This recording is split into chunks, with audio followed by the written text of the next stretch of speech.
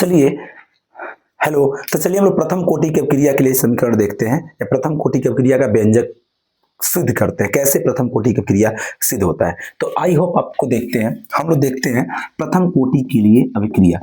प्रथम, अब देखते हैं, हम समझाते हैं आपको। हम लोग जो सिद्ध कर रहे हैं वो है प्रथम कोटि की अपक्रिया। कौन कोटि की अपक्रिया हम लोग सिद्ध करने जा रहे हैं? प्रथम कोटि के लिए व्यंजक।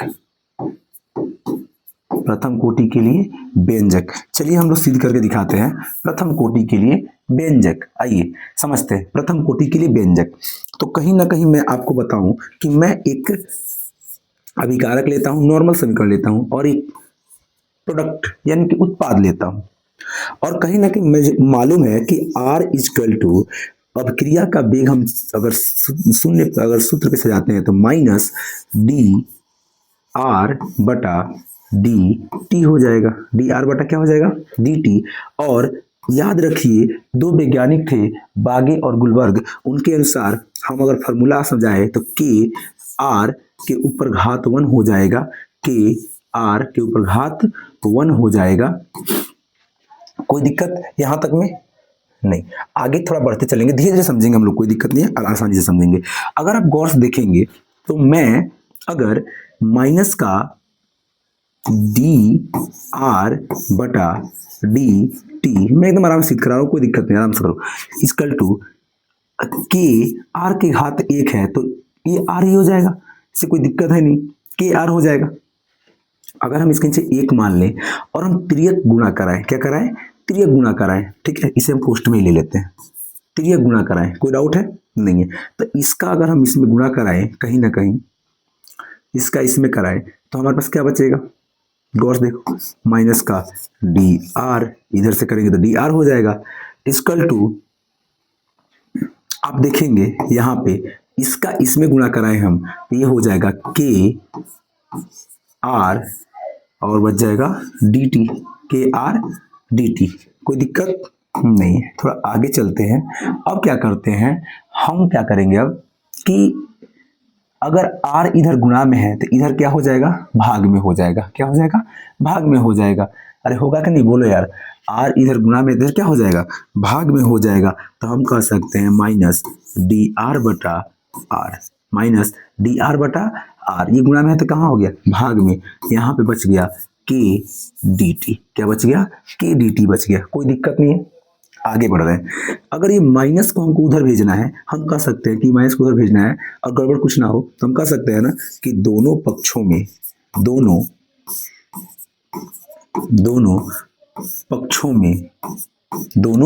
पक्षों में माइनस से गुणा करने पर, माइनस से गुणा करने पर, माइनस से क्या करने पर? गुणा करने पर। कोई दिक्कत नहीं है। हम थोड़ा सा और आगे चले, अगर गौर से देखें, थोड़ा सा और आगे चले, दोनों पक्षों में अगर हम गुणा कर दें माइनस से, तो एक बार गौर से देखना, अगर माइनस से माइनस में गुणा होगा तो माइनस में प्लस हो गया, तो हमारे पास बच गया डी आर बटा आर। डी आर बटा आर, इधर प्लस है और यहाँ माइनस है, तो प्लस माइनस में क्या हो जाएंगे? माइनस, और के डी टी हो जाएंगे। क्या हो जाएंगे? के डी टी हो जाएंगे। अब हम क्या करेंगे कि दोनों पक्षों का समाकलन करेंगे। दोनों पक्षों का क्या करेंगे? समाकलन। दोनों पक्षों का समाकलन करने पर, समाकलन करने पर क्या करने पर? समाकलन करने पर। इंपॉर्टेंट सेगमेंट है, आराम से देखो। दोनों पक्षों क्या कर देते हैं? समाकलन करते हैं। अब दोनों पक्षों को समाकलन करने से पहले मैं थोड़ा सा आपको रफली समझाऊं कि समाकलन असल में है क्या। देखो, अगर कभी आपको 1/x का समाकलन करना होता है तो इसे बोलते हैं log x। क्या बोलते हैं? log x बोलते हैं। और कभी dx का समाकलन करना हो, मैथ में पढ़ेंगे आप, तो इसका समाकलन x हो जाता है। क्या हो जाता है? x। और माइनस के डी टी का समाकलन करेंगे अगर, तो ये कहीं ना कहीं माइनस के डी टी का क्या हो जाएगा? t, अब प्लस का i हो जाएगा। i एक समाकलन स्थिरांक है। या आप dx बाई x का भी समाकलन करेंगे तब भी क्या होगा? log x ही होगा। आई होप आपको समझ में आया होगा, कोई दिक्कत नहीं है। चलो आगे बढ़ते हैं आप लोग सामने। तो दोनों पक्षों का अगर हम समाकलन करें तो कहीं ना कहीं डी आर बटा आर, इसका भी समाकलन कर देते हैं, और इधर देखिए माइनस के डी टी का भी समाकलन कर देते हैं, माइनस किसका समाकलन कर देते हैं, के डी टी का समाकलन कर देते हैं। तो इसका समाकलन करेंगे तो कह सकते हैं लॉग आर होगा, कोई दिक्कत नहीं है।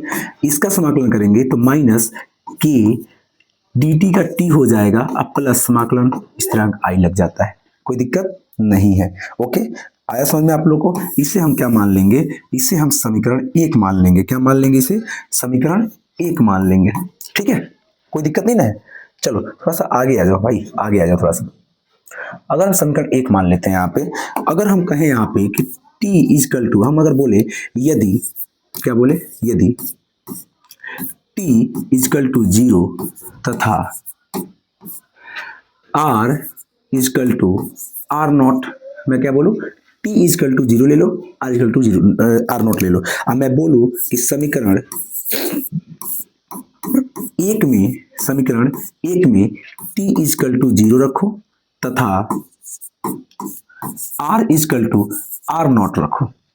समीकरण 1 में t इजकल टू 0 तथा r is equal to r naught रखने पर, क्या करने पर, रखने पर, रख के देखो।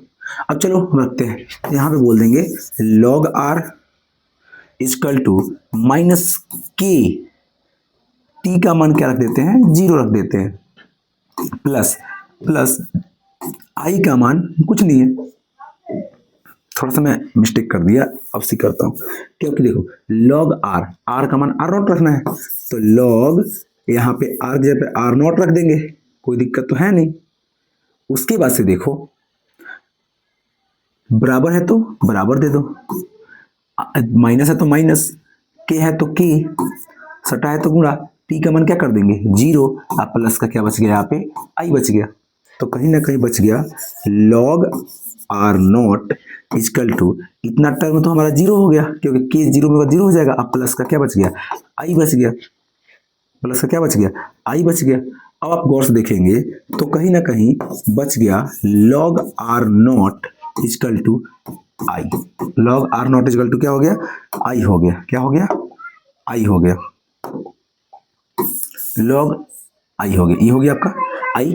अब i का मान समीकरण 1 में रख देते हैं, समीकरण 1 हमारे पास कहाँ है, मैं लिख देता हूँ यहाँ पे, समीकरण 1 हमारे पास है log r बराबर माइनस के टी प्लस का i, ये हमारे पास समीकरण 1 है, के टी प्लस i, समीकरण 1 है। चलो रखते हैं, इसमें मान रख देते हैं, तो ऊपर चलते हैं, चलो मान रखते हैं। अब देखो log r is equal to minus k t, अब प्लस i के स्थान पर रख देंगे log r नॉट, क्या रख देंगे, log r नॉट, क्या रख देंगे, log r नॉट, ठीक है, कोई दिक्कत नहीं ना है। चलो आगे चले थोड़ा सा और, अगर हम इसको माइनस का है तो इधर क्या हो जाएगा, प्लस का, तो यहाँ हो जाएगा के टी बराबर log r नॉट, प्लस हो जाएगा, क्या हो जाएगा, माइनस log r हो जाएगा, log क्या हो जाएगा, r हो जाएगा। अब आगे बढ़ते हैं, तो आप देखना यहाँ पे KT को हम ऐसे KT छोड़ देते हैं। अब देखो एक फॉर्मूला आप पढ़े होंगे, मैं थोड़ा सा रफ करता हूँ यहाँ पे, देखो log m minus log n, 11th में पढ़े होंगे ये formula, log m minus log n का फॉर्मूला होता है log m बटा n, ये फॉर्मूला होता है log m minus log n का फॉर्मूला होता है log m माइनस m बटा n, ठीक है। तो क्या उसी के रूप का है कि नहीं, log r not minus log r, तो हम लिख सकते हैं log r नॉट बटा r, क्लियर है। चलो तो इसको देख लेते हैं, तो कहीं ना कहीं ये फॉर्मूला का उपयोग करते हैं log r not minus log r, तो हम कह सकते हैं log r नॉट बटा r, हो गया।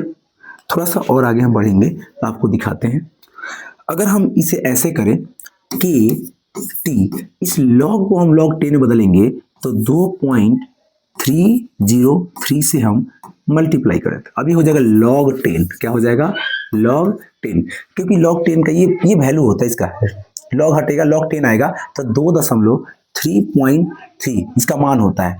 यहाँ पे आर नॉट बटा आर, आर नॉट बटा आर हो जाएगा।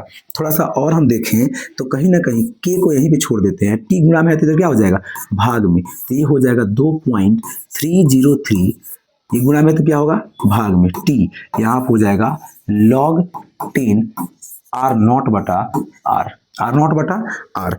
और कहीं ना कहीं यही हमारा प्रथम कोटि अपक्रिया का फॉर्मूला है, ठीक है। लेकिन एक तरीका से और हम चाहे तो इस फॉर्मूला को डिजाइन कर सकते हैं। यदि हम ऐसे कहें कि आर नॉट बराबर ए और आर बराबर ए माइनस एक्स, मैं प्रथम कोटि में बताया हूं आपको, शून्य कोटि में भी अगर आर नॉट बराबर ए और आर बराबर ए माइनस एक्स, आर बराबर क्या होगा ए माइनस एक्स होगा, तो कहीं ना कहीं ये फॉर्मूला अगर इसमें हम पुट करें तो हमारे पास हो जाता है k is equal to 2.303 is equal to t log 10 और आर नॉट की जगह पर हम क्या रख देंगे ए रख देंगे और आर की जगह पर ए माइनस एक्स रख देंगे, ए माइनस एक्स रख देंगे। तो हमारा फॉर्मूला कुछ इस कदर बनकर आएगा और ये हमारा हो गया प्रथम कोटि के लिए व्यंजक। क्या हो गया प्रथम कोटि के लिए व्यंजक, और ये हमारा क्या हो गया, तो ये हमारा प्रूफ हो गया। क्या हो गया प्रूफ। तो आई होप आपको समझ में आया होगा, कोई दिक्कत नहीं है। थैंक यू वेरी मच, मिलते हैं नेक्स्ट।